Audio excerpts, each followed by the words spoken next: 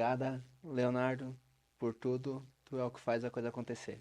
Registrado aí, Dr. Neto. Meu agradecimento a esse rapaz, porque tinha muito medo, cara, de começar, medo de dar errado, e daí a gente é um pouquinho tímido de nascença. E vem o Leonardo e diz: Cara, só vai, mano, que vai dar tudo certo. Então aqui, Certíssimo. obrigada, tá, Leonardo? Obrigada de coração. É o nosso registro aqui inicialmente. Doutor Neto, obrigado, tá? Eu que agradeço pelo convite. Eu lembro como se fosse hoje, tá? De um momento que ocorreu em que eu fui com o Dr. Gilmar ali numa reunião da OAB que teve na Câmara Legislativa aqui de São João Batista. E ele disse aquele lá, o Dr. Neto. E eu falei, pô, aquele lá, o Dr. Neto, cara. E eu não lembro, o Dr. Neto, de ter te visto até hoje sem gravata. Ah, é? Se tem uma pessoa aqui, porque assim, a gente tem amigos que nos encantam com a situação do modo de ser, tem pessoas que a gente tem uma certa afinidade e tem outras que a gente olha e admira enquanto alguém que tem um modo de portar e uma etiqueta e uma forma de se vestir que, porra, o cara é. Aquele ali é um advogado de verdade. Nada contra os que não usam a formalidade, mas poucas as vezes que eu te vi sem gravata. Poucas as vezes. Então, e não fosse naquele dia tu estar formal também, tava num carrão com um painel bonito. Eu lembro que eu cheguei. Boa noite, bem-vindo. Eu lembro que com o Gilmar, eu cheguei para conversar contigo, a gente tinha até uma ação em comum na época, Sim. e eu entrei e olhei aquele painel do carro e pensei, cara, eu quero estar um dia, cara, que nem. Isso que é ser advogado, isso que é ser advogado. E, e depois daquele dia, confesso a ti, muitas e muitas vezes me veio tu nos pensamentos, e quando nos corredores dos fóruns que a gente tinha audiência, eu te encontrava em comum, eu ficava te olhando e pensando, cara, é assim, é assim que eu quero ser. Eu não conheço a idoneidade, não conheço a integridade, mas é assim que eu quero ser. Tá na fatiota. Então, registrado a minha admiração, tá? Quando eu te mandei o convite, pensei, pô, esse cara, eu acho que ele não vai aceitar, não. Se ele não Ah, aceitar. E se tu não imagina. aceitasse, também não ia dizer pra ninguém, né? Não, imagina. Mas obrigada, tá? Obrigado. Prim- Registrado a minha direção, a minha admiração, a etiqueta e o modo como tu sempre esteve portado, principalmente com relação às vestimentas. Tem algumas pessoas que dizem que não tem nada a ver. Não, não é. Importa, é importante esse ponto. Tudo faz parte. Então, registrado meu agradecimento, tá, doutor Neto? Primeiro, muito obrigado. Eu que agradeço pelo convite. Ao Leonardo, parabéns pelo estúdio, belíssimo, né? Fiquei, né, encantado com isso, né? Sim. Com a organização aqui. Isso mostra dedicação e mostra respeito ao que faz. Quando a gente faz bem feito é porque a gente se entrega para aquilo, né? E isso faz parte não só na advocacia, mas em qualquer coisa que a gente faça na vida, né? Já vi que aqui a gente tem a gente está entre pessoas dedicadas, que se entregam, que têm vontade do que fazer. E quero te dizer, Dr. Cleomar, que assim, eu fico honrado com o convite, fico feliz pela tua lembrança das vezes que a gente, né, se encontrou aí pelos fóruns da vida. É, mas essa questão da aparência ou da parte material é só um detalhe, só um dos componentes disso. É claro que Sim. na advocacia, em qualquer profissão, isso também tem a sua relevância, até porque a gente precisa se portar adequadamente ao lugar onde esteja.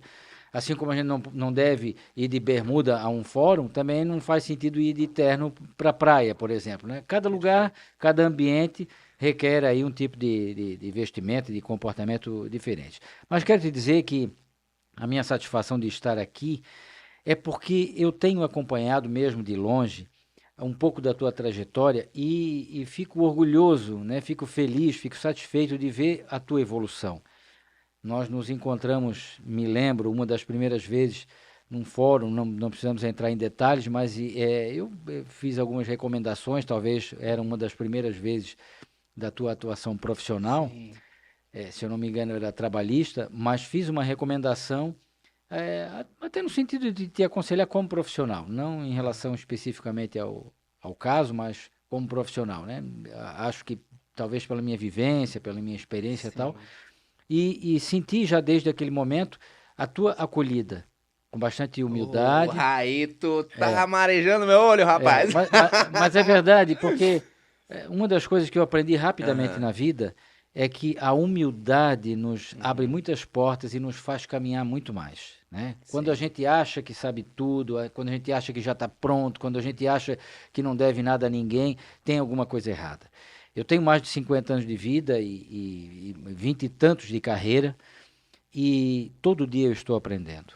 Todo dia eu tenho a consciência de que a gente tem muito a aprender, de que a gente, né, sabe muito pouco perto daquilo que necessitaria. Então a gente está sempre estudando, sempre procurando se preparar. E acho que isso é o que nos deixa mais preparados. Porque quando a gente entra num jogo de salto alto, quando a gente, né, no sentido de que acha que está ganho a parada, ou que a gente já sabe tudo, ou que não precisa se preparar, esse é o maior problema, é o momento em que a gente pode ficar mais vulnerável. Então, eu faço esse registro para dizer que fico feliz pela tua evolução, eu vejo assim um pouquinho, né, pela internet, pelas postagens, pelo pouco que a gente conversa, como tu tem já progredido. Tu mencionou uma coisa aqui no começo, que é a questão do medo, né, que a gente às vezes fica com medo. O medo é importantíssimo na nossa vida e na nossa carreira. O medo serve, inclusive, como um mecanismo de defesa. Isso é uma coisa natural. Se a gente não tiver medo, a gente pode se matar aí num precipício da vida, não é Sim, verdade? sim.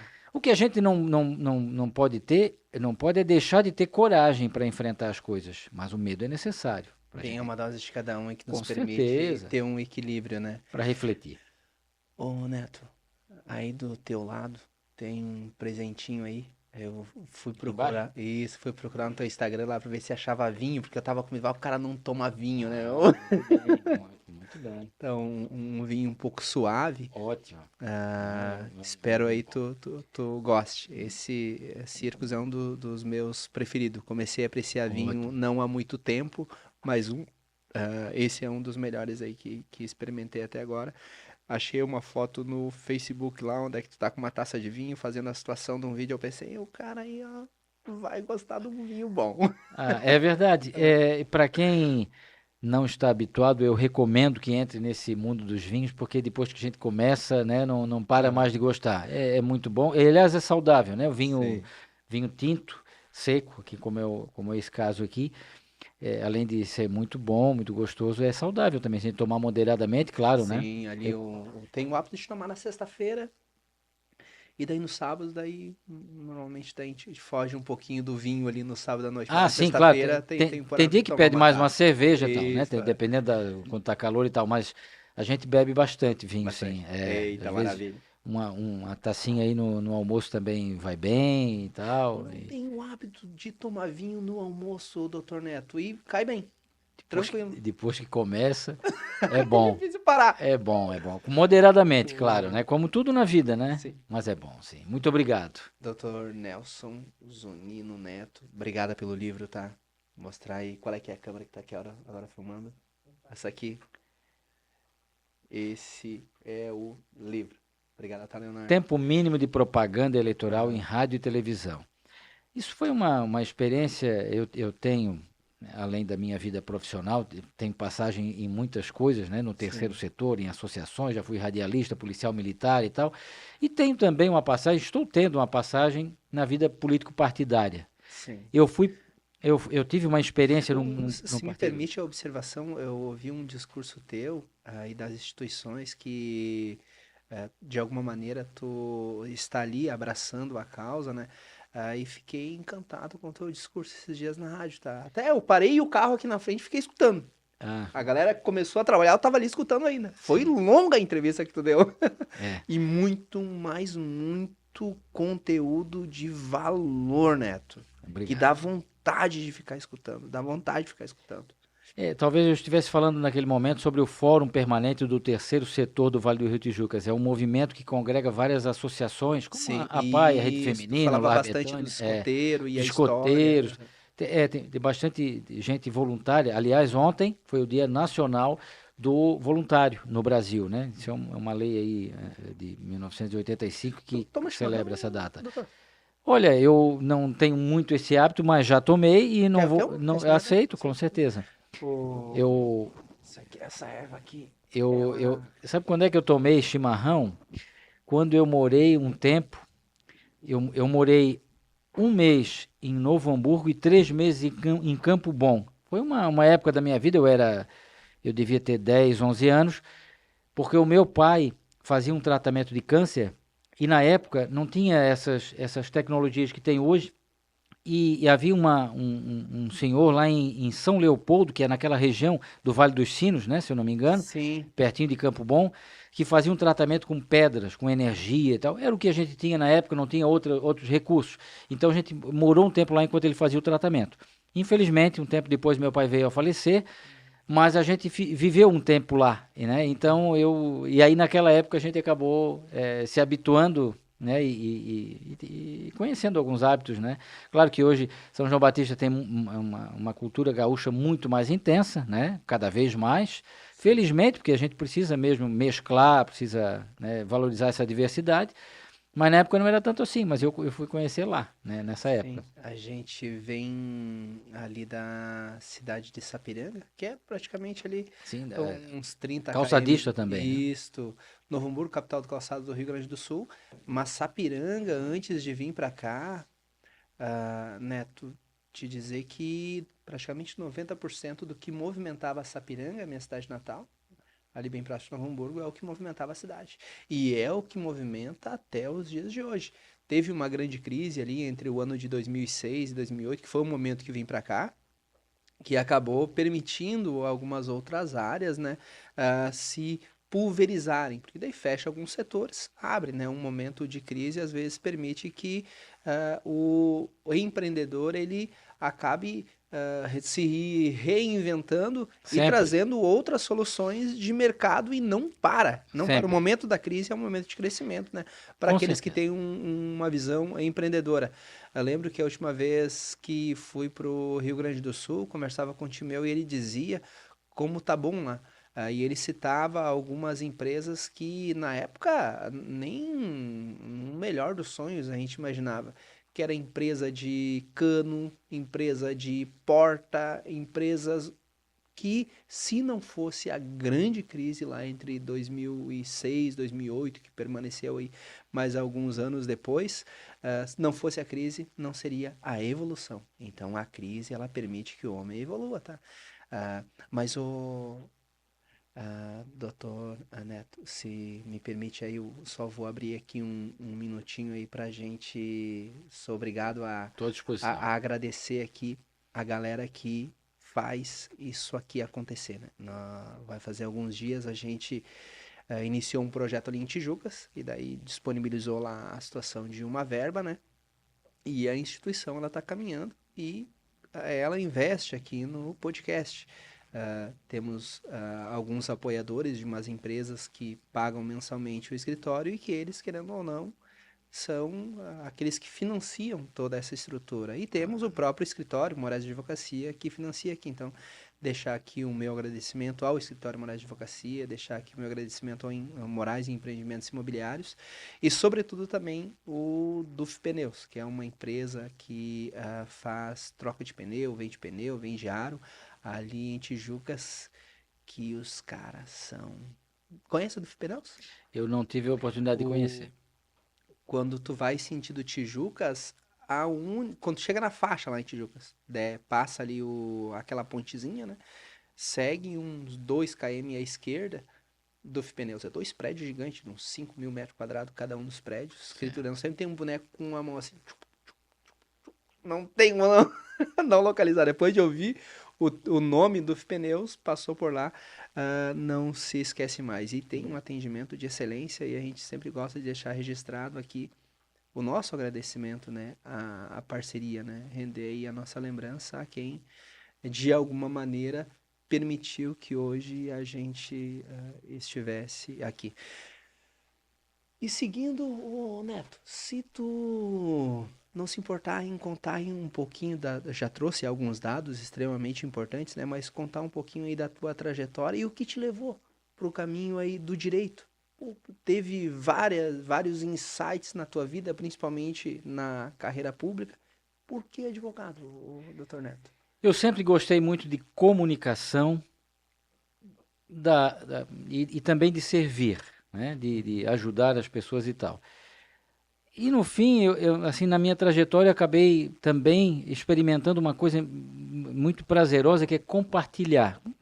Compartilhar muitas coisas, no terceiro setor a gente faz isso, mas compartilhar conhecimento é algo assim Quando tu que diz, me ajuda, perdoa a né? ignorância, quando tu diz terceiro setor, o que seria isso aí? Terceiro setor são as instituições. A gente diz que o primeiro setor é o governo, o segundo setor é a iniciativa privada, as empresas, o terceiro setor são as ONGs, né, as associações, como a Sim. APAE, o Betânia, a Rede Feminina, toda a Escoteiro, toda associação sem fins lucrativos, né? As associações são pessoas jurídicas sem fins lucrativos. Isso é o terceiro setor. Então, eu tenho uma vida muito ligada a isso, né? Como é que chegou no direito? Desde pequeno eu sempre tive hábitos assim. A minha mãe dizia que eu brincava de fazer bonequinhos fazendo julgamentos, assim, né? Montava júris e tal, fazia minhas redações contando histórias a respeito disso. Eu tive um pai advogado, ele não advogou muito porque morreu cedo e também foi participar das empresas aí da Registrado família. aqui o meu sentimento, tá? Obrigado. Foi muito tempo já, né? Quando ele faleceu eu tinha 12 anos. Mas foram os 12 anos que eu convivi com ele, aproveitei muito bem, ele era uma pessoa que transmitia muito, talvez uma das minhas inspirações, porque ele aproveitava todos os momentos que estava comigo para compartilhar, para ensinar, ele ficava o tempo todo assim, na época a gente não tinha muita tecnologia, mas, por exemplo, estava escutando lá a Voz do Brasil, aí na Voz do Brasil falava alguma coisa do presidente da República, na época foi um pouquinho antes ali, talvez, acho que já era, não sei se já era Não, era o Figueiredo na época, o João Figueiredo era o presidente, era a ditadura ainda, né? Então ele aproveitava para ensinar, olha, quem é o presidente da República? João Figueiredo, ele ficava ensinando as coisas, né? Ou então a gente estava num lugar, mostrava uma situação, uma pessoa lá numa situação de vulnerabilidade, ou fazendo alguma coisa, enfim, ele sempre aproveitava para nos dar lições, para ensinar as coisas a mim e ao meu irmão, Paulo Augusto. Então, eu aproveitei bastante dele, né? E esse senso, assim, de compartilhar, de ter essa sensibilidade, de olhar para o próximo e de gostar de ajudar as pessoas, acabou me levando também para esse lado do direito. Eu fiz 2 anos de administração de empresas na Universidade Federal, mas parei, não me identifiquei muito com isso, e aí logo apareceu a oportunidade de eu cursar direito. E isso porque abriu uma faculdade nova em Rio do Sul, onde já moravam tios meus. Então eu passei no vestibular, fui para lá, era a FURB, que é de Blumenau, que tinha uma extensão lá. Então fui para Rio do Sul, morei 2 anos lá, comecei a minha faculdade lá, e aí começou já a minha experiência. Eu sempre fui muito dedicado às coisas, e muito rapidamente vou te contar assim, só 2 experiências que eu tive já na universidade. Eu tinha um professor de introdução ao estudo de direito que começou a passar no quadro lá algumas expressões em latim, mas ele tinha uma letra muito feia, e era muita coisa, eu nunca gostei de escrever, nunca levei caderno, não tinha caderno, assim, era um hábito e tal, enfim. Mas aí tinha que ficar escrevendo e tal, e aí eu sugeri, professor, eu tinha uma máquina de escrever moderna, que tinha recém adquirido e tal, era eletrônica, e aí eu disse para ele assim, professor, já que tem que ficar anotando, a gente perde muito tempo com isso e tal, me passa isso aí que eu ponho isso tudo na máquina de escrever lá, eu imprimo tudo e depois distribuo as cópias pro pessoal. Ele gostou da ideia, me passou. Só que aí, como eu faço as coisas assim com muita intensidade, eu peguei aquilo que ele tinha me passado, que eu acredito que devia ser assim, umas 200 ou 300 expressões, já era bastante coisa, e eu fiz uma pesquisa, ampliei o negócio e fiz um mini dicionário com 1.500 expressões em latim, em direito. Só que, claro, com isso eu demorei muito para terminar, e aí uma coisa que eu aprendi na vida também, a gente tem que começar e fazer rápido, senão começa a procrastinar, né? Procrastinação é uma coisa que atrapalha muito a gente na vida. Sim. Mas enfim, eu terminei aquilo já quase no final do semestre. Fiz um negócio, assim, ficou um compêndio, um negócio, um vademecum aí de expressões latinas. Depois ele até fez o prefácio lá para mim e tal, esse professor, ele até já é falecido. E com isso eu acabei fazendo esse mini dicionário. Outra, Mas antes de começar a contar essa história, aí, se me permite compartilhar claro, um gancho aqui.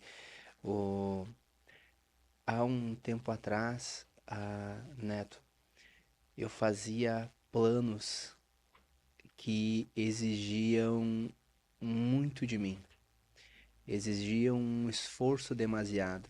E era isso intencional, com o objetivo de realmente me permitir não se sacrificar, mas ter um compromisso de iniciar e concluir. E isso. depois eu percebi que quando tu te dá uma tarefa que ela te leva ao extremo e a chance é grande de tu não cumprir, é muito pior do que tu fazer uma tarefa em que tu consiga a cumprir. Então, um projeto que seja possível com tranquilidade é bem melhor do que um projeto, é bem mais tranquilo pra gente, né, pelo menos percebi isso, do que um projeto ousado que exija o teu esforço demasiado. Se a chance é grande de não cumprir, aquilo na grande maioria das vezes te entristece. É, E quando tu inicia um projeto num curto espaço de tempo, mas que não exija o teu máximo, mas tu consiga o cumprir de uma maneira tranquila, a satisfação ela é bem maior. O que que fiz daí? Passei a iniciar pequenos projetos. E inicio, é concluo, verdade. mas não projetos que me levam ao extremo a fim de eu não conseguir o cumprir. Porque quando a gente não cumpre, a gente se frustra demais. É que nem sei lá, tá em alta agora, se aproximando aí do final do inverno, a ideia de emagrecer de uma maneira imediata, cara, não vai dar boa. É. Tu emagrece com o tempo, tu muda a alimentação com o tempo, tu lê livro com o tempo. Compartilhar um segredo, se eu falar aqui não vai ser mais segredo, eu vou falar pra todo mundo. Não, mas o Mas pessoal eu não vai tinha, espalhar. mas eu tinha uma dificuldade muito grande em ler. E daí o que que eu fiz? Cara, eu vou ler 2 páginas por dia. Eu li as 2 páginas e parava. 2 páginas e parava. Não lia mais que isso. Depois de um tempo, cara, hoje às vezes eu me pego de noite entrando na madrugada lendo, doutor Neto. Mas porque eu comecei com 2 páginas por dia. Porque se tu começa com 30 páginas, no outro dia tu não lê mais. É pouquinho aos pouquinhos. Me perdoa aí, acabei Não, tirando ali. Mas é uma eu acho que experiência que. duas lições muito Uhum, importantes aqui na tua fala. uhum, Primeiro, fatiar os projetos. Achei esse conceito é bem interessante, uhum. porque realmente se a gente pega alguma coisa muito grande, que pode ser irrealizável, se a gente dividir em partes, fica mais fácil de fazer e eventualmente não se frustrar com a dificuldade, né? E a segunda coisa que eu achei muito importante, essa tua disposição de começar a ler 2 páginas por dia, mostra a tua vontade, o teu interesse, a tua dedicação. Outra pessoa poderia ter dito, olha, não gosto de ler, não vou ler. Tu, e tu encarou o E negócio de e frente. a Melhor, leitura, ela não é fundamental. fácil, tá? Mas ela não é fácil. É, Para quem não tem o hábito de ler, ela é difícil. é verdade. Ela é difícil. E hoje, claro, hoje eu peguei por hábito. Todo dia de meio-dia, almoço, tiro uma soneca. E daí a gente inicia a situação do nosso horário de expediência 1h30. E como regra, almoço, tiro uma soneca até. Eu deito aqui, ó. Eu tenho um travesseiro, já boto o travesseiro aqui, tiro uma soneca. E depois, uma sonequinha de uns 10 minutinhos, vou ali e fico lendo até 1h30. Não pego o celular, tento Muito bom. evitar uma influência externa, né? A galera, na grande maioria das vezes, fica lá na recepção, ou lá nas outras salas que tem ali atrás, e leio. É um momento. Muito bom. De noite, em regra, daí não tanto presente como era há alguns dias atrás, mas mais no meio-dia mesmo. Sonequinha, leitura, e todo dia se tornou o contexto ali de um hábito, e depois da gente se habituar, é bacana. E é Aham. fundamental, ainda mais hoje, nós vivemos aí a hiperinformação da internet, que fica despejando dados aí o tempo todo, e a gente não dá mais conta de filtrar tudo isso, não sabe mais, não tem mais como controlar, né? Mais difícil, porque hoje todo mundo Sim, fala o que quiser, escreve o que quiser e tal, então sim. fica difícil, né? E diante disso, o livro é uma segurança. Porque o livro é uma fonte com certeza mais segura, porque a pessoa, para escrever um livro, ela vai ter que usar determinadas técnicas, inclusive científicas, para fazer uma pesquisa mais apurada, não vai escrever qualquer coisa. Claro que a pessoa também pode errar em livro, também pode falar bobagem em livro, mas a chance é muito menor. Porque o mundo dos livros, né, de quem escreve, o mundo da literatura científica, né, ou não científica também, ficção ou não ficção, é, é mais, vamos dizer assim, restrito a pessoas que são mais qualificadas, mais preparadas, que estudam frequentemente, que têm esses hábitos e tal. Então a leitura é importante. Eu vejo aqui que tu tens alguns livros aqui, eu estava vendo esse aqui do Manual de Persuasão do FBI, que eu tenho também lá no escritório, esse Pai Rico, Pai Pobre que eu tenho também, e alguns nessa linha. Esse aqui, inclusive, do Manual de Persuasão, é de um projeto que a gente tem relacionado com cobranças, porque não é só na área de cobranças, né, mas no direito em geral, a gente trabalha muito com convencimento. Né? Então, existem técnicas de convencimento que nos ajudam extrajudicialmente. Né? Antes de entrar na fase judicial, a gente precisa ter determinados caminhos, métodos, técnicas para conseguir convencer as pessoas, seja num acordo, seja numa ação unilateral. Né? Perfeito. Quando comprei um dos primeiros livros, numa das reuniões que a gente fez aqui no escritório, tentei trazer a seguinte mensagem. Só que, claro, às vezes a gente não consegue demonstrar com palavras o que o nosso coração está dizendo, às vezes até dada a imaturidade, né? A gente tem que evoluir, às vezes esperar o tempo passar. A idade, ela traz duas coisas, né? A idade, ela traz mais sabedoria, ela traz conhecimento, traz técnicas, e isso te permite com mais tranquilidade expor o que tu tá dizendo e é mais fácil do interlocutor absorver aquilo. E às vezes a ausência, né, dessa sabedoria, a ausência às vezes até da leitura, torna a situação daquele que está falando um pouco que não explicativo, a pessoa não consegue entender o que a gente está dizendo. Mas dizia quando da compra dos primeiros livros numa reunião aqui, galera, nós estamos aqui, mas qual o meu objetivo enquanto pessoa? É que quem está aqui comigo aprenda a ser empresário. Empresário. Aprenda a gestão, não apenas ser advogado. Qualquer pessoa que está aqui, se ficar comigo pro resto da vida, eu vou ficar eternamente grato a Deus. Mas se um dia não estiver comigo, que tenha capacidade e aprenda aqui a ser o dono do seu próprio negócio para ter um negócio maior que o meu. Esse é o objetivo, essa é a ideia. E por isso, a partir de hoje, a gente vai ter, na medida, claro, da nossa capacidade econômica, todos os livros de gestão e todos os livros sobre pessoas. Porque às vezes a legislação, ela é uma questão interpretativa. Que tu vai lá e pega e tá tranquilo. As decisões elas mudam com frequência, tu vai lá e tu tem o acesso à legislação com uma certa tranquilidade. Só que o conhecer das pessoas, que é o mais importante, está ausente a percepção do operador do direito.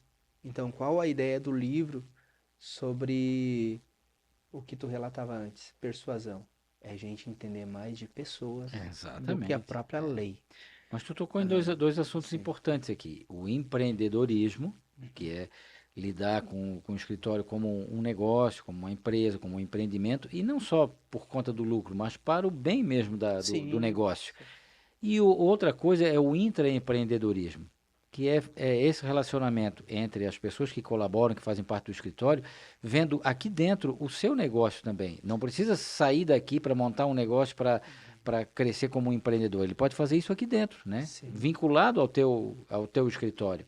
Isso é um conceito, né, de crescimento, de evolução profissional dentro de um Próprio. negócio que já está acontecendo, né? E quando quebra esse paradigma. Só que, claro, é aquela situação, né?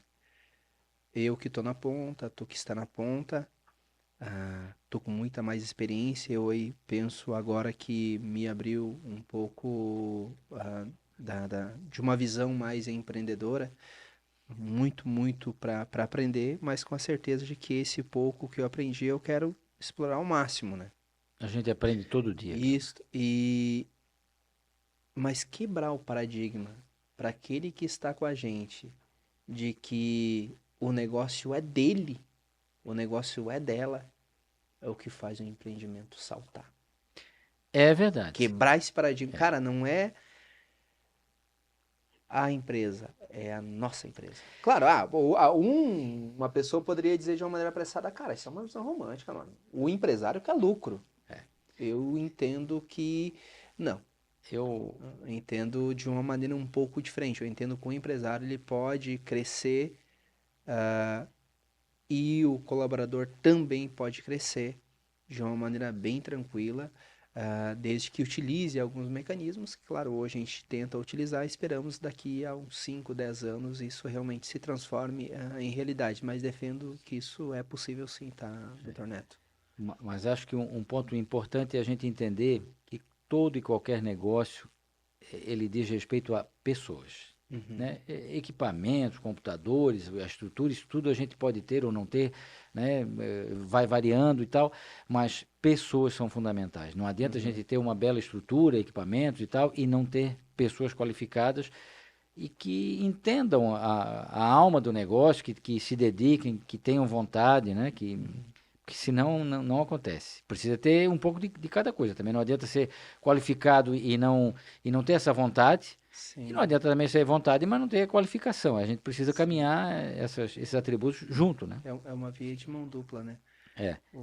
Há alguns dias atrás eu conversava com uma das advogadas que trabalham com nós, né?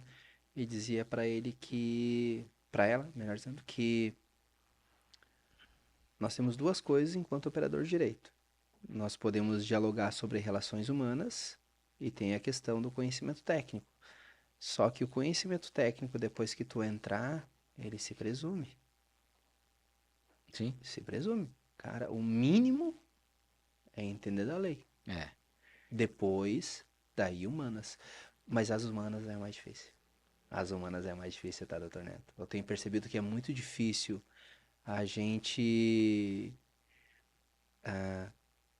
fazer a pessoa entender que o cliente ele é mais importante e que existe toda uma estratégia para que haja a situação de um fechamento de um contrato, tá? Porque a lei qualquer um entende, cara. Agora, a relação humana até a situação da contratualidade, aí é o pano para manga. Nos anos Aí 90, nos anos 90 eu fiz um trabalho no Senai e organizei um curso a respeito de qualidade total.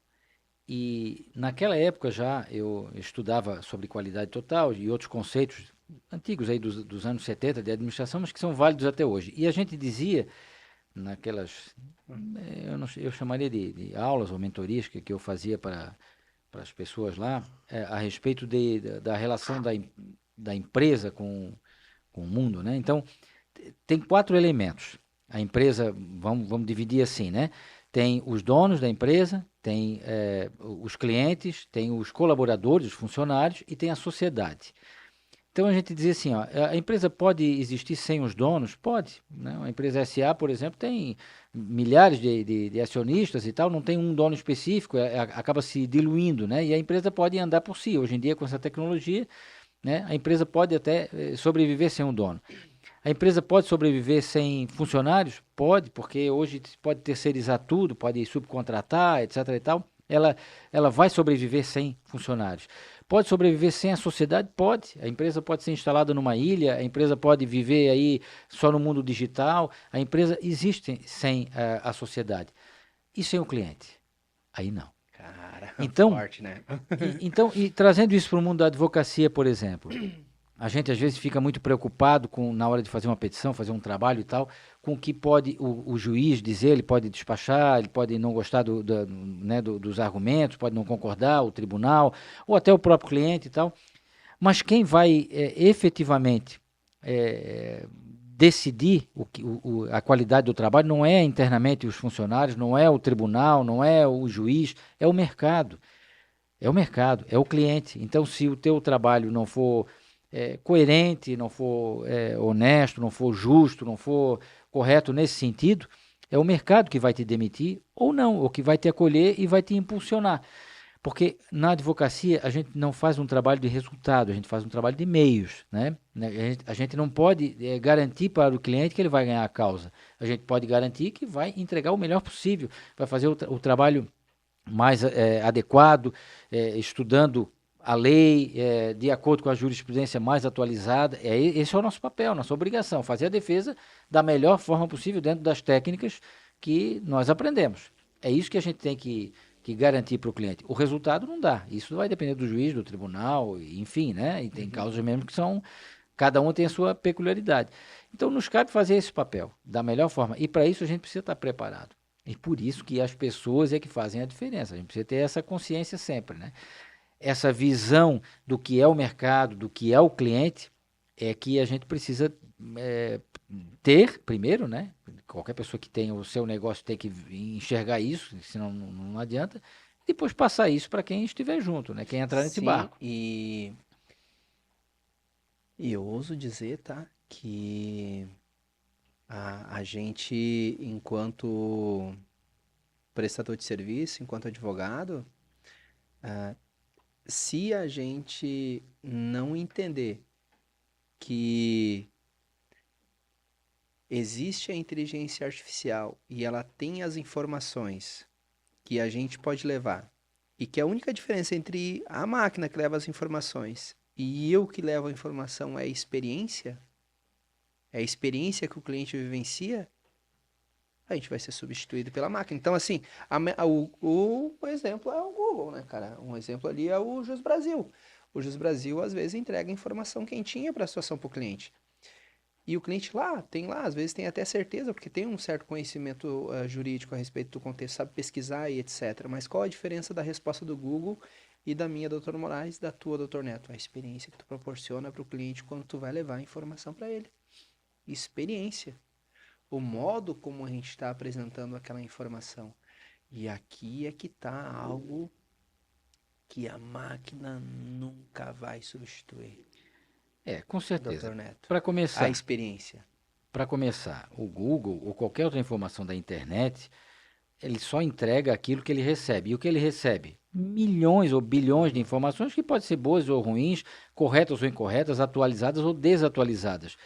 Até porque tenho certeza que se tu tiveres um problema sério na família de saúde, tu não vai trocar os médicos pelo Google, né? Por mais que o Google traga informações, é o médico, é o profissional sério, experiente, gabaritado e qualificado que vai te resolver a situação.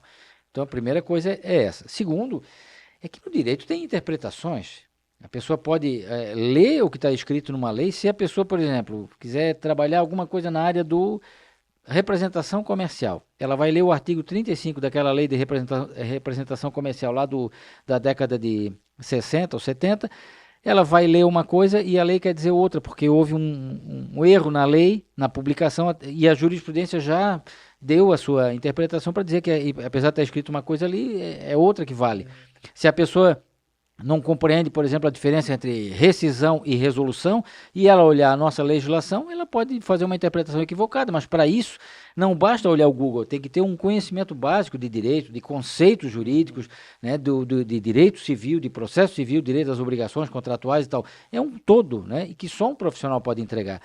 Na questão da inteligência artificial, nós tivemos até algumas semanas atrás uma palestra com o nosso estagiário Tiago Costa, que fez um apanhado a respeito da inteligência artificial aplicada ao direito. Tu se importa, doutor Neto, em dizer como que vocês trabalham lá no escritório de vocês? Porque essa é hoje, e eu me coloco aqui como jovem advogado, tendo ciência disso e digo de uma maneira muito tranquila, tem muito a aprender, principalmente sobre gestão.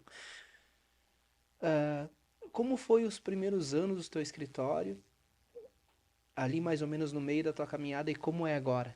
Pra gente se espelhar em ti, e eu digo até pra mim me espelhar em ti, doutor Neto. Ah, sim. Até pra mim me espelhar. Eu...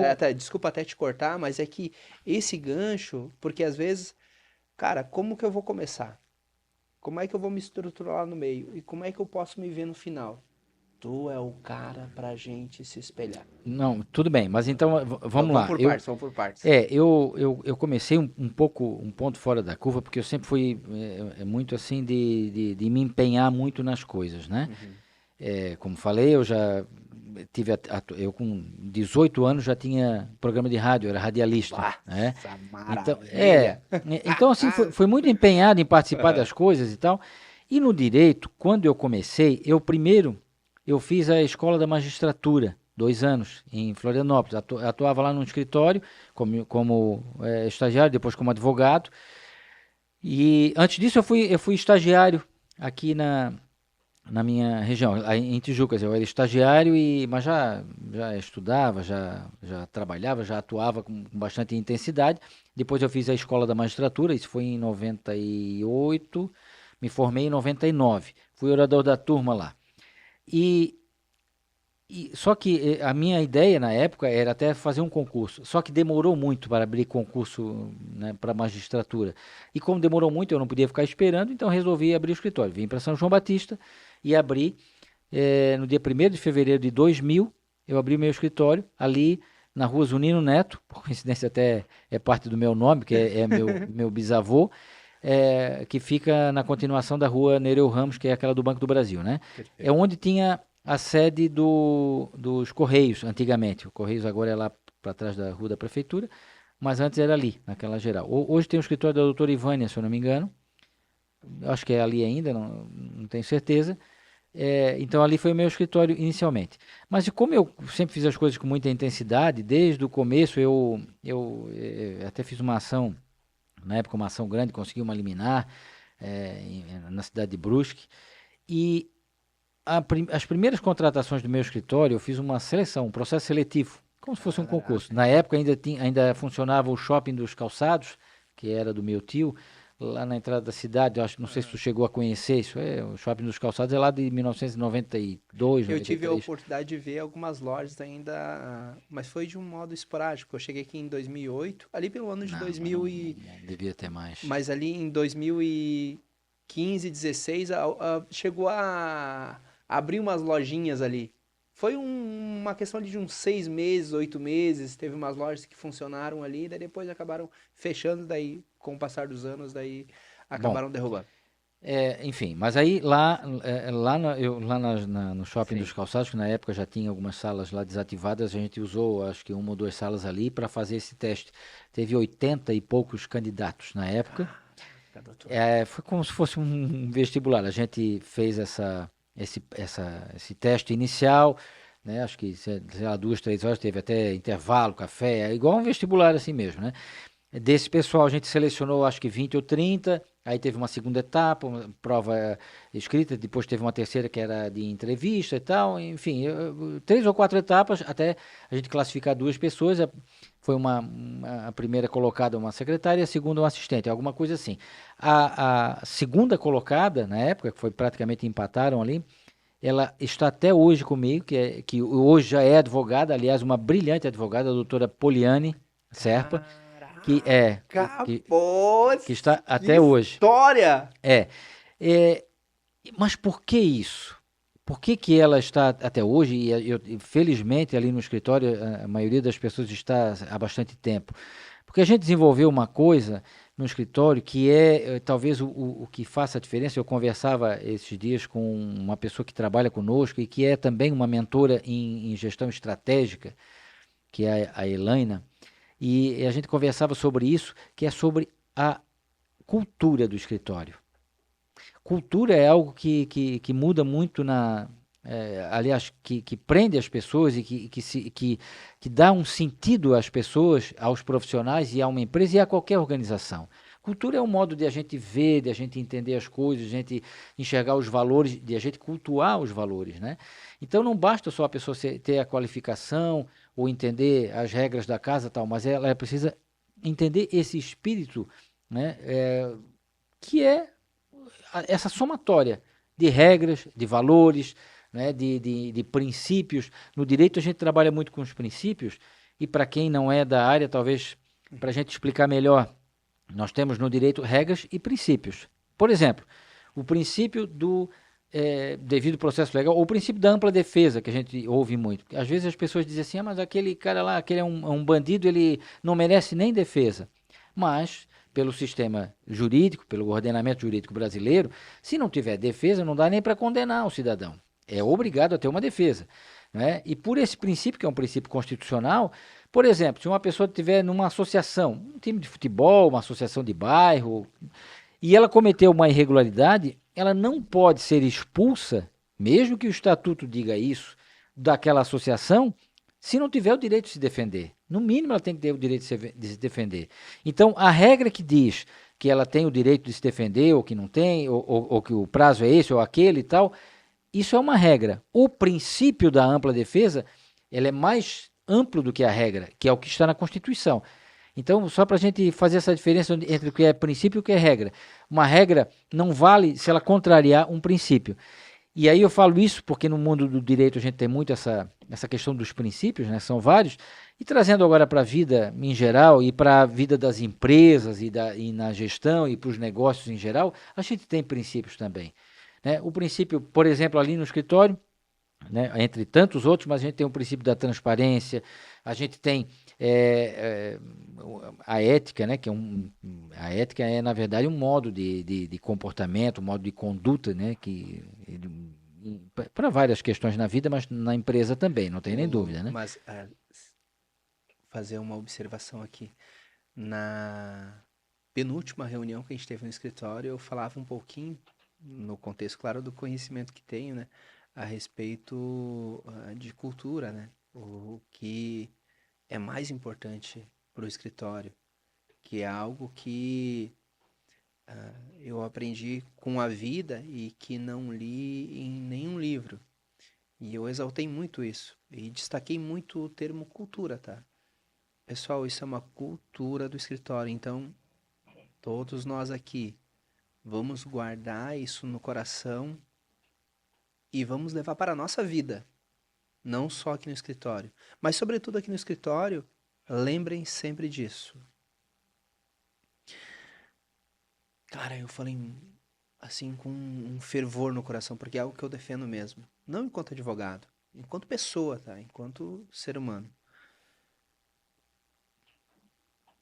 Corrija no privado e elogie em público. É simples. É simples, Neto. Mas tem um valor gigantesco esse ato. Gigantesco. Porque teve algumas situações que conversei com algumas pessoas e muito a gente trabalha para reclamante e normalmente o reclamante chega aqui quase com, com uma síndrome de burnout, cara. Porque foi tanto chamada atenção em público. Que está esgotado. Né? Que está esgotado. Então, assim, mas digo isso para a gente exteriorizar ao máximo o conceito de cultura, né? É algo que realmente tem uma importância no dia a dia do escritório e que surte um efeito gigantesco na vida dos seus colaboradores. Né? E é uma coisa simples. E é uma coisa é só não chamar atenção em público.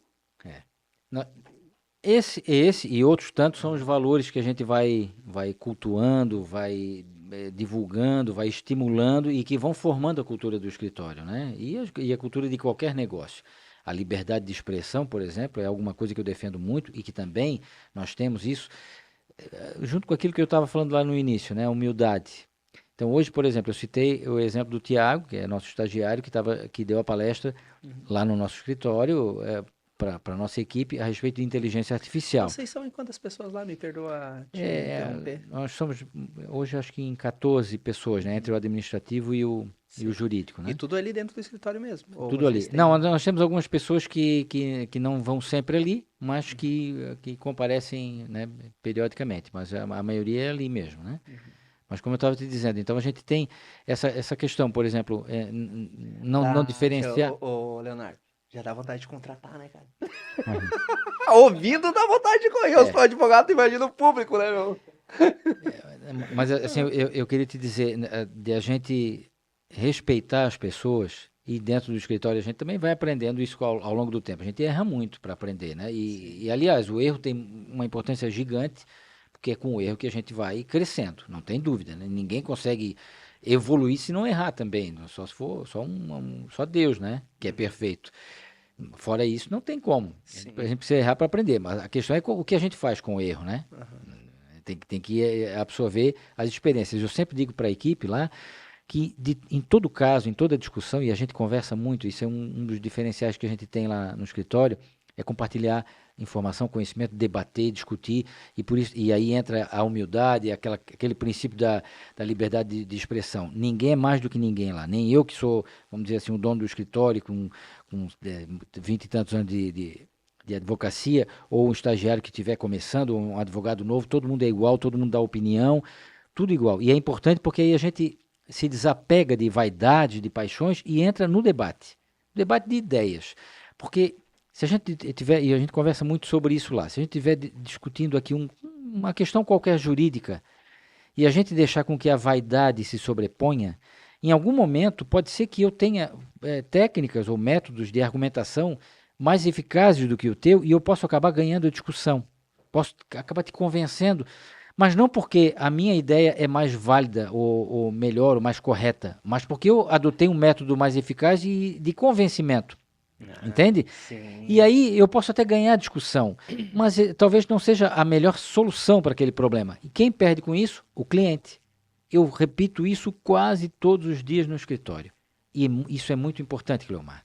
Essa é uma lição que eu deixo de graça aqui para os colegas mais novos. A gente precisa privilegiar essa questão de não ter vaidade na discussão. É o que eu chamo de honestidade intelectual. Porque se eu entrar com essa ideia da vaidade ou o ego, e é muito difícil a gente fazer isso, muito difícil. Por exemplo, a gente aqui como advogado, depois de uma certa trajetória, conversando com um colega mais novo ou com alguém que não seja advogado, na hora de discutir algum assunto interno lá para encontrar uma solução, a gente se desapegar e reconhecer que a ideia do outro é melhor, está mais correta, é mais válida. Isso é muito importante, porque quando a gente consegue isso, a gente sempre vai conseguir melhores soluções. Mas isso é um grande dilema, né? E o cliente vai ganhar com isso. Esse é um dos segredinhos que a gente tem na profissão da advocacia e que eu aprendi a duras penas, mas que se eu tenho algum sucesso hoje, eu devo muito a essas questões. Essa é uma delas. Essa é uma delas, porque se a gente deixar a vaidade se sobrepor, a gente vai errar. Com certeza, em algum momento a gente vai errar, porque a gente vai ficar surdo para determinadas questões onde a gente poderia aprender, onde a gente poderia entender outros caminhos, onde a gente poderia conhecer soluções novas, a gente vai ficar surdo, vai ficar cego por conta da nossa idade, da nossa trajetória, da nossa posição social. A gente pode querer achar que não precisa ouvir aquilo ou que aquilo é menos importante do que a gente já tem. E aí, prejuízo na certa. Então, se desapegar é um ponto importantíssimo. Essa regra é uma das regras de ouro que a gente tem. E no escritório a gente pratica muito isso. A gente debate, a gente discute e não tem limites para isso. E daí como que... isso para aprendizado, né? Sobretudo para a galera que está ouvindo e também para mim, né? Porque a gente... Mas isso é uma cultura no sentido de conversar ou você tem momentos de reuniões específicas onde Não, a gente tem as duas coisas, né? É claro que isso não eu não estou aqui passando uma fórmula específica, porque a fórmula específica vai depender de cada caso, né? Eu até estou num projeto até um pouco recente aí de mentoria. Bacana. Eu passo isso para alguns colegas, né, mais novos, mas eu tenho até pessoas até mais velhas do que eu que também recorrem ao meu trabalho nesse sentido, né, que é uma coisa que eu faço à parte do trabalho lá no escritório, que é passar, compartilhar conhecimento, né? Eu faço isso já profissionalmente mesmo. Bacana. Porque não existe fórmula pronta, mas a gente desenvolveu ao longo dos anos, de muitos anos de experiência, algumas questões, algumas regras que são importantes e que funcionam. E eu tenho desenvolvido isso, como, por exemplo, a organização do sistema. A gestão. Nós desenvolvemos formas próprias nossas, internas ali, que a gente não conseguiu encontrar em sistemas, porque hoje tem sistemas de controle de processo, por exemplo, vários, né? A minha esposa hoje trabalha na área financeira, mas eu tenho uma outra pessoa lá que trabalha na área da controladoria, que cuida dos processos. E elas, em conjunto, fizeram experiências e trabalharam em muitos e muitos sistemas, conheceram muitas coisas. Então a gente tem uma experiência já de muito tempo a respeito disso. E só a vivência vai nos trazendo essas respostas, vamos dizer assim. Então, cada pessoa, e aí na hora dessas mentorias ou desse compartilhamento de informação, é que a gente vai vendo as necessidades. Cada pessoa vem com uma necessidade diferente e para cada uma tem soluções diferentes, né?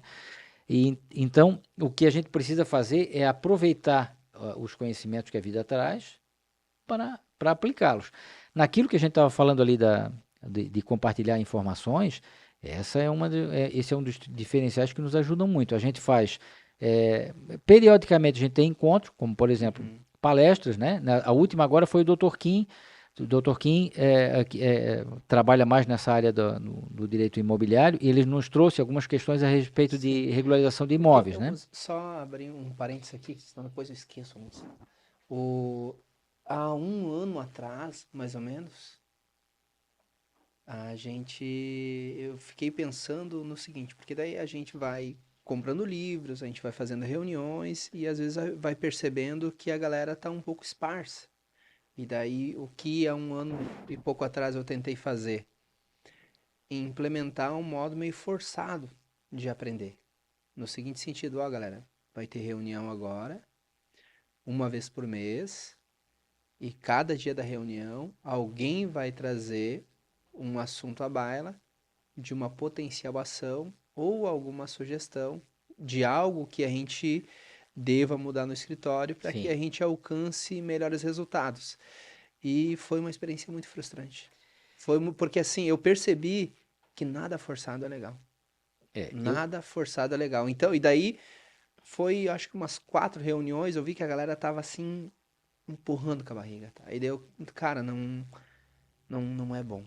Não, e daí mudei a metodologia, até a gente ficou uns 2 meses sem fazer a reunião, daí depois retomamos, mas daí retomamos comigo daí encabeçando, né, as reuniões e nessa última, daí acho que as 2 últimas, daí veio a ideia dos livros para incentivar a galera, mas é um desafio muito grande para quem está na ponta criar uma cultura que instiga a galera a vir e participar de uma maneira efetiva. Isso que tu está relatando que acontece no teu escritório é um sonho de consumo. Mas veja Só bem, claro, eu já temos passei... aí Não, um pouquinho mais de meia década trabalhando, né? Tá com 20 anos, né? não mas assim, eu já experimentei, já passei por todas essas Quer um etapas. chimarrão, né? Eu agradeço. Eu já Quer experimentei. ou não? Ou não?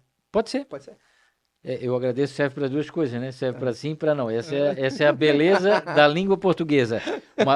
Um estrangeiro, Sim. ele se depara com uma série de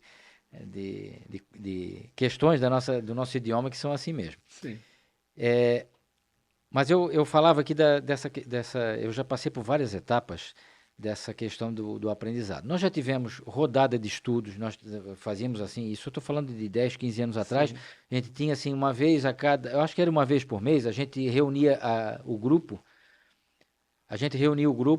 num lugar fora, assim, para a equipe toda ia lá, estudava um determinado tema, debatia aquilo, depois ia jogar futebol, depois ia assar um churrasco e tal, no fim de semana, uma coisa assim, né? Teve épocas que era assim. E aí como é que funcionava? Uma pessoa do escritório ficava como relatora, ela elegia um tema, né? As pessoas podiam fazer contribuições e questões e tal, então ela estudava aquilo, fazia a apresentação, a gente estudava, depois ia para o momento de lazer e tal. Teve outras épocas que a gente tinha essas rodadas, mas sem esses momentos de lazer fora. Então, era internamente, né, em determinadas situações. Depois, nós criamos um colegiado jurídico que trata questões internas, por exemplo, tem casos específicos que são mais complexos que a gente leva lá para debater no colegiado. Depois traz também temas específicos, assim, que não são de um caso, mas que são da atualidade, o pessoal debater e tal. Então, eu já tive várias dessas situações. Tivemos, por exemplo, épocas que a gente tinha momento de leitura, então, em determinados períodos do dia e da semana, parava todo mundo para ler durante 15 minutos ou meia hora, leitura em geral, né, qualquer tipo de assunto. Mais recentemente, a gente teve também momentos de ginástica laboral, tivemos várias experiências assim do escritório. Sim. Atualmente, além de atividades que a gente tem de vez em quando criando, nós temos essa questão desse compartilhamento e desse debate de ideias contínuos. Mas aí a gente precisa ter um grau de amadurecimento para com que isso não interfira na produtividade, que é outra briga que a gente tem no escritório. Sim. Porque quando a gente fala de produtividade e advocacia ao mesmo tempo, a gente precisa ter muito cuidado para que a gente não dificulte o trabalho do advogado, que envolve muitas vezes a criação, o estudo, a reflexão, porque às vezes tu precisa parar 5, 10, 15 minutos para refletir sobre determinada questão, que não é só estudar, só ver a jurisprudência, a lei, é interpretar e encontrar uma solução. Às vezes precisa ter um momento de reflexão. Sim. Né? E aí, como é que tu vai medir isso? A produtividade de alguém que às vezes leva 2 semanas para resolver um problema que nem é tão complexo assim, ou resolve um problema complexo em 5 minutos porque teve uma ideia brilhante. Então, medir isso, né, em termos de horas, de tempo e tal, é complexo. A gente precisa ter uma visão assim muito cuidadosa dessa questão. Então, tudo isso passa por gestão de escritório. Ô, doutor Neto, cara, é bom te ouvir. A gente... Ó, chega a me arrepiar, cara. Teve algumas perguntas ali, e teve algumas que se reiteraram. Mas, assim, qual o objetivo principal aqui do Frente com Moraes, desse bate-papo que a gente tá falando? O objetivo principal, né, é a gente tentar trazer uma vivência, trazer uma experiência lá do teu dia a dia que a gente consiga levar, né, para o advogado que está iniciando, para permitir a ele uma certa tranquilidade e um norte. E daí eu dividiria esse norte numa pergunta que eu te fiz anteriormente, se a gente conseguir resumir ela, né? Como é que foi para começar? Como que tu conseguiu criar a gestão? E como é que tá hoje, encontrando ou no caminho da excelência, né? Se a gente conseguir de uma maneira resumida aqui para a gente colocar pro colega, cara, aí tu precisa... Vamos tentar resumir. Isso. Né? E daí depois eu vou fazer umas 2 perguntas aqui que alguns Claro. clientes mandaram pra gente ajudar também, e daí indo para um segundo momento, não apenas os colegas, Sim. mas também auxiliar aí a população numa informação útil, né? Primeiro, eu vou colocar já direto o dedo na ferida. Uhum. Tem que fazer o que gosta. A profissão tem que ser uma vocação, tem que tocar no coração. Se a pessoa se encontrou naquilo, tá tudo certo. Não adianta querer fazer alguma coisa por dinheiro. O dinheiro é uma consequência, vem atrás, certo? É forte, né? Então é a primeira coisa, a pessoa tem que fazer isso como uma vocação, é uma missão de vida, é uma paixão. Eu hoje faço a advocacia como uma vocação. Eu faço com prazer, eu me sinto bem quando eu estou lá no escritório, às vezes até final de semana eu vou para lá, e não vou por obrigação não, vou porque quero, porque gosto, me sinto bem lá, estou lá resolvendo, a gente pega um desafio, às vezes uma causa complexa, alguma coisa para resolver, e não é só resolver o problema, é ajudar alguém a dormir melhor, é ajudar a realizar um sonho, porque, por exemplo, a gente faz um processo de adoção, a gente está dando uma vida nova para alguém. Quando a gente faz um contrato bem feito, a gente pode estar evitando dores de cabeça ou pode estar tirando dores de cabeça quando a gente vai lá dar um parecer e diz para a pessoa não assina, né? Ou conversa com alguém, ou faz um acordo, etc. e tal. Então, a primeira coisa é fazer com o coração. Segunda coisa, seja o que for fazer, faça bem feito. Bem feito. Não faça qualquer coisa como se fosse qualquer coisa. Isso é um dos lemas que a gente tem lá. Perfeito. Faz com excelência. Como eu vejo que tu tens aqui essa dedicação, tu estás te esforçando, te dedicando, essas experiências tuas que tu compartilhaste hoje são lições também, para todos nós. Isso que tu contou aí, de que tu tinha dificuldade de leitura e começou lendo 2 páginas por dia, é uma lição que precisa ser levada a sério, precisa ser compartilhada, porque é uma vontade de enfrentar alguma coisa, né? Tu tivesse a dificuldade, tivesse talvez o medo, mas fosse lá, enfrentasse e vencesse esse obstáculo. Isso é muito importante. Mas para isso, a gente tem que querer fazer bem feito. Se a pessoa acha que talvez ainda não é o momento, ela pode se preparar melhor, mas faça bem feito, porque a gente precisa entregar as coisas com qualidade. E isso por si só é uma propaganda. Eu sou da época que não tinha internet ainda. O boca a boca ainda é a coisa que vai mais levar longe O relacionamento é o que vai levar longe o que a gente faz. Né? Então, essa questão de fazer com o coração é a primeira dica, ou a primeira sugestão, a primeira recomendação que eu faço. A segunda é se preparar e fazer bem feito. E a terceira, Moraes, é procurar auxílio profissional naquilo que não for da nossa alçada. Se eu for atuar em alguma área do direito que não é a minha, eu posso procurar parceiros. Se eu for atuar em alguma área administrativa que não é a minha, eu devo procurar bons contadores que entendam daquela área.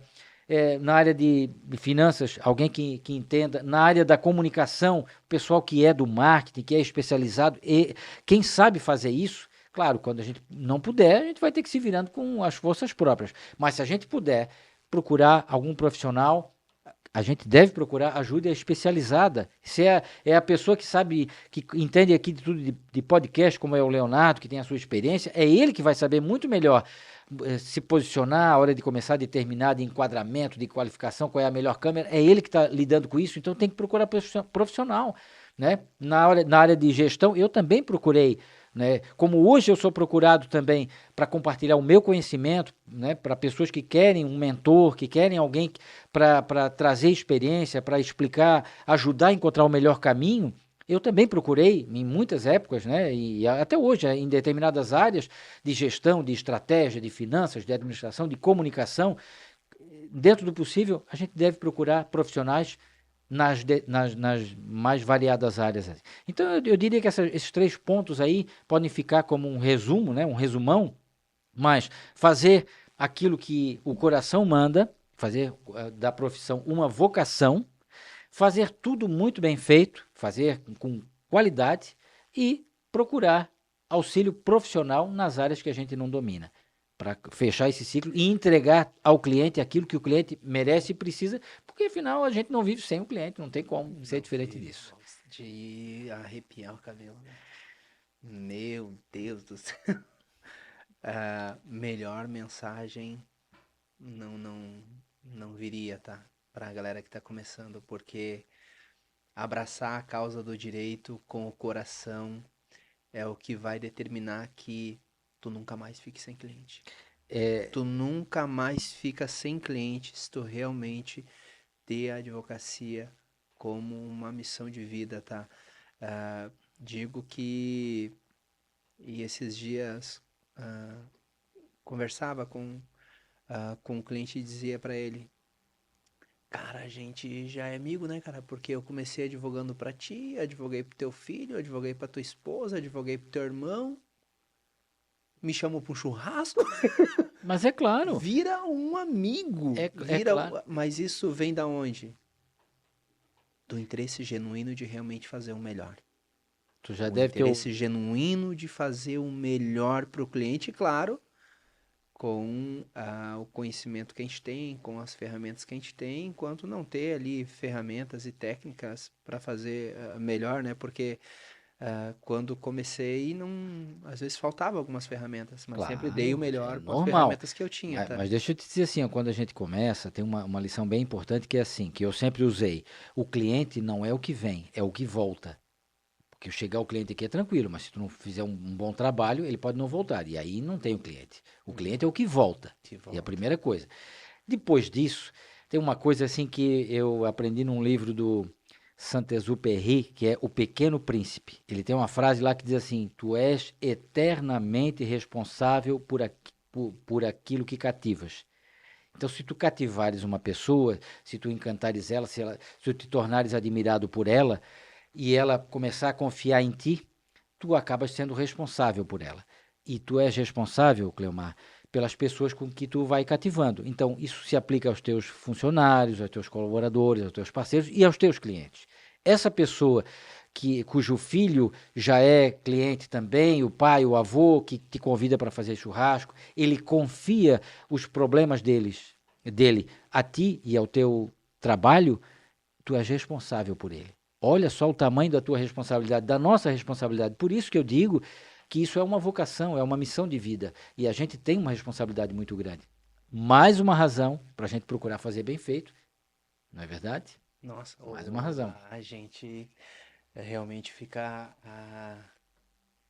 dá medo de advogar se tu entender a responsabilidade que é ser um profissional de excelência. É, Essa responsabilidade, né, de tu ter uma grande parcela de culpa quando tu realmente tem esse encanto, né, do cliente por ti, é o que faz a gente crescer e ser um é o nosso profissional. combustível, é É o o que nosso move a combustível. gente, né? E é importante que cada vez mais a gente siga nesse caminho. E vejo até no relacionamento com os outros advogados, e isso eu tive muito assim presente desde o começo. Eu não vejo os outros colegas como concorrentes, eu vejo como parceiros. É muito importante. E nós advogados temos até mais facilidade, as pessoas às vezes que não são da área jurídica têm um pouco de dificuldade de entender isso. Mas a gente chega numa audiência, discute cada um defendendo a sua parte, e pode até ter algum embate ali, mas né, respeitoso, mas pode ter algum embate aí mais duro, mas acaba a audiência, acabou o problema. E, aliás, essa é uma das lições que a gente deve aprender. Tem um decálogo do advogado, do Eduardo Cultura, é um uruguaio, um jurista uruguaio famoso, já falecido, e no decálogo dele, uma das lições é: esquece rápido tanto a vitória quanto a derrota. Porque a derrota, né, que nunca é uma derrota da gente, é uma derrota da justiça, né? A justiça decidiu, não é o advogado, a não ser que ele tenha prestado um mau trabalho. Mas se ele fez um trabalho correto, a vitória ou a derrota não é dele, né? É da justiça, que decidiu de um lado ou de outro.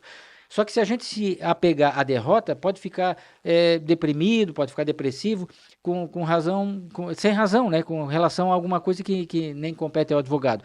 E também se ficar muito apegado à vitória, a gente pode relaxar, pode ficar num salto alto, pode ficar numa soberba e acabar relaxando e deixando de se comprometer com os próximos casos. Então a gente deve celebrar a vitória, entender e aproveitar as lições de uma eventual derrota, mas seguir em frente. Né? Cada novo caso, cada novo desafio é o mais importante que tem. A gente precisa aproveitar essas lições e seguir em frente. Perfeito. Bacana. Duas perguntinhas que se reiteraram algumas vezes, não apenas aqui na caixinha de perguntas que fiz ali no podcast, mas que algumas vezes recebi também aí de uma maneira informal por alguns conhecidos empresários, né? E às vezes no Instagram ali, que é a seguinte situação. E me chamou um pouco a atenção a indagação, que é o seguinte: ô doutor, eu posso ser preso por uma dívida trabalhista? E assim, de uma maneira um pouco apressada, e daí depois tu pode responder aí o porquê de uma maneira técnica, né? De uma maneira apressada, a gente diz que não. E a resposta técnica, se tu puder compartilhar com nós, né, o doutor Neto. A prisão é uma medida Uhum, cautelar. Nós estamos falando de medida cautelar, não de sei. condenação. De Uhum, condenação, não pode ser preso por uhum, uma razão trabalhista de forma alguma, uhum. né? Porque condenação é uma pena, né? E não há pena de prisão no meio trabalhista. O que existe são medidas cautelares em qualquer área. Praticamente todas as áreas do direito nós temos a possibilidade de medidas cautelares, e dentre as medidas cautelares, às vezes existem possibilidades não diria prisão, mas detenção, né, em Uhum. determinadas situações. Não vejo na área trabalhista, a não ser por um descumprimento eventual de uma questão, né, mais específica, né, por exemplo, um desacato, tal, mas aí nem seria por razões trabalhistas, né? Não seria da dívida, seria um descumprimento de É, uma medida, né? não, exatamente, o Uhum, descumprimento de uma medida, um enfrentamento, uma questão junto com o oficial de justiça e tal, né? Mas aí cada caso é um caso. E tem uma outra questão também. Na seara jurídica, quando a gente trabalha com decisões judiciais, nós estamos sempre a depender da interpretação que o juiz faz.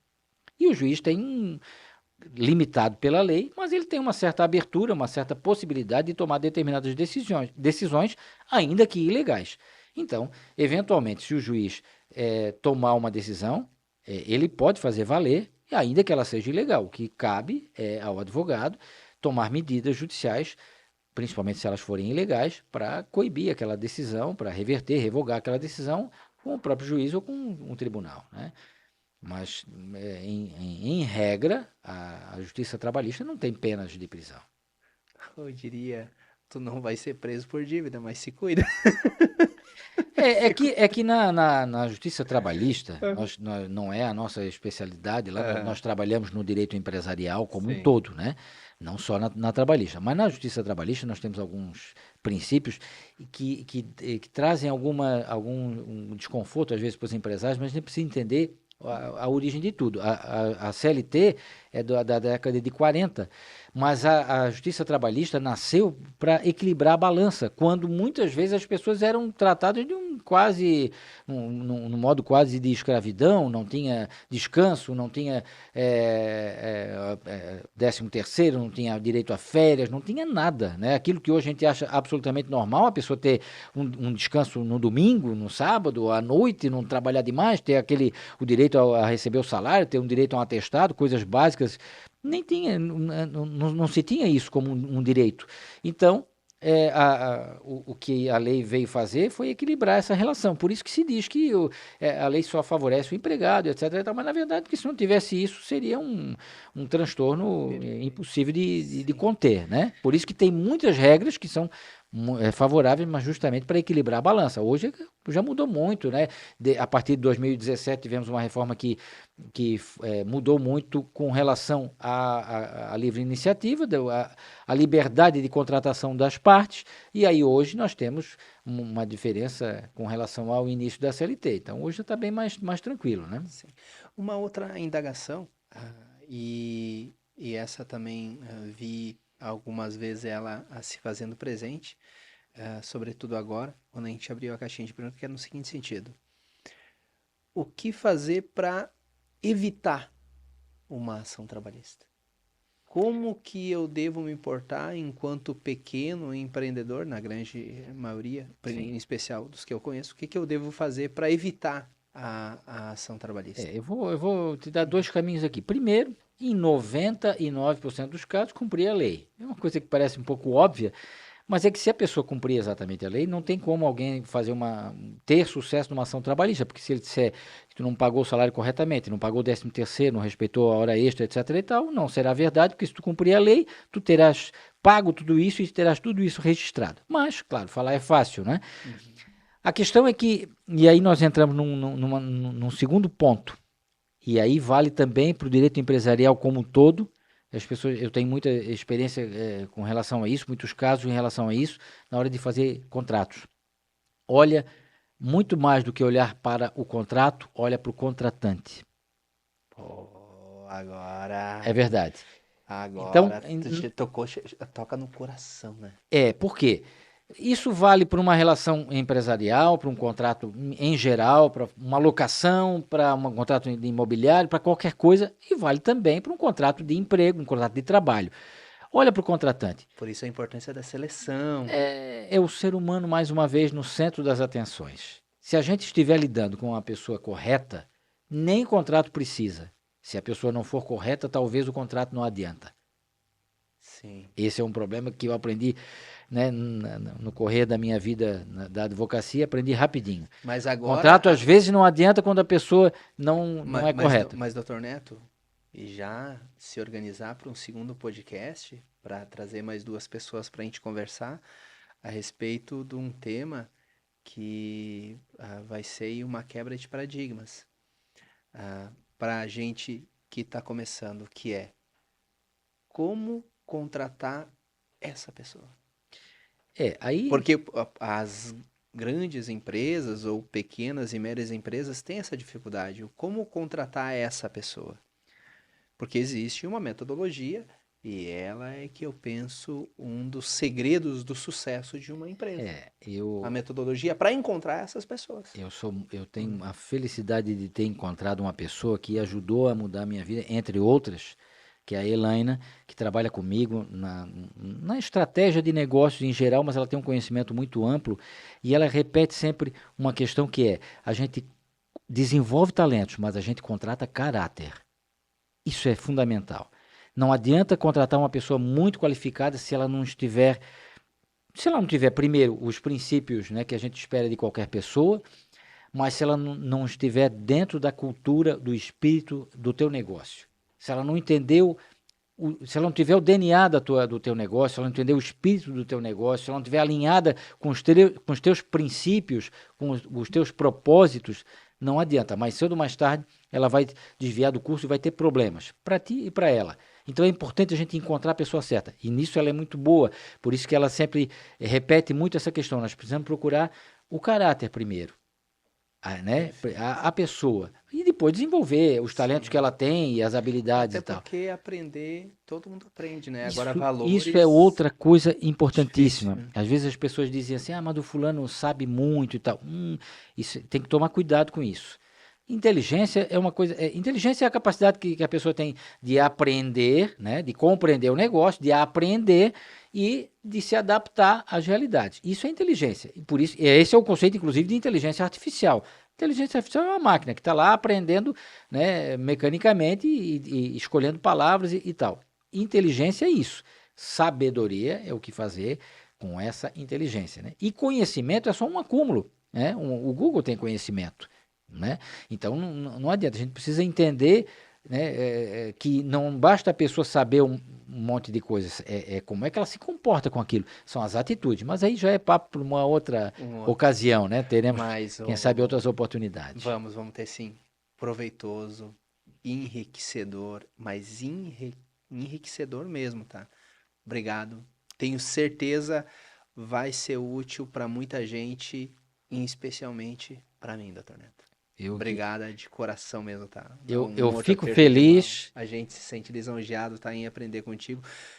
Já tinha, não tive, foi a primeira vez que eu e tu conversamos com tanto tempo, por assim, um tão período aí. profundamente. Das outras vezes foi uns 5 minutos nas audiências e verdade. 3 minutos que eu lembro quando te conheci lá depois de uma reunião da OAB, mas ficou na minha lembrança o advogado de gravata, sempre elegante, com uma fala mansa e sempre no mesmo tom. Como eu sempre pensei, vou ser assim, cara. Agora te conhecendo pessoalmente e vendo o quanto a gente pode aprender contigo, só cresce mais a minha admiração. Obrigado mesmo de coração, tá, Dr. Neto? A minha responsabilidade só aumenta. Eu fico muito feliz se eu pude, de alguma forma, te inspirar e inspirar outras pessoas. Isso só aumenta a minha responsabilidade, mas me deixa feliz, me deixa grato, porque, afinal, o sentido da vida é esse. A gente está aqui para servir, né? Que é um dos meus lemas aí. E é o que dá sentido à vida. É a gente poder deixar alguma coisa para alguém, para ajudar a fazer esse mundo melhor.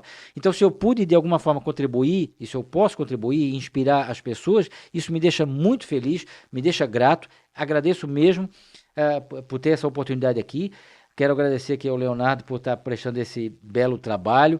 Mais uma vez te cumprimentar pelo programa, pela ideia, pelo escritório, tudo muito bem feito, inspirador. Essa oportunidade que tu dás e para as pessoas aí de poder crescer junto é algo assim muito relevante. De fato, já estás contribuindo com a advocacia e, por extensão, com a sociedade, de uma forma geral. Muito obrigado mesmo. Fica aqui o meu agradecimento e a minha admiração pelo teu trabalho, pela tua dedicação a essa profissão que é tão bonita. Obrigado. Tá nessa câmera aqui, ó. Galera, esse diálogo, vou dizer, foi de arrepiar. Um insight atrás do outro, e esse é o legal do debate. Eu uso um jargão já há muito tempo, que é no sentido de compartilhar conhecimento para a gente evoluir junto. E hoje foi um dia que esse discurso realmente se exteriorizou. Compartilhou o Dr. Neto com nós muito, mas muito conhecimento.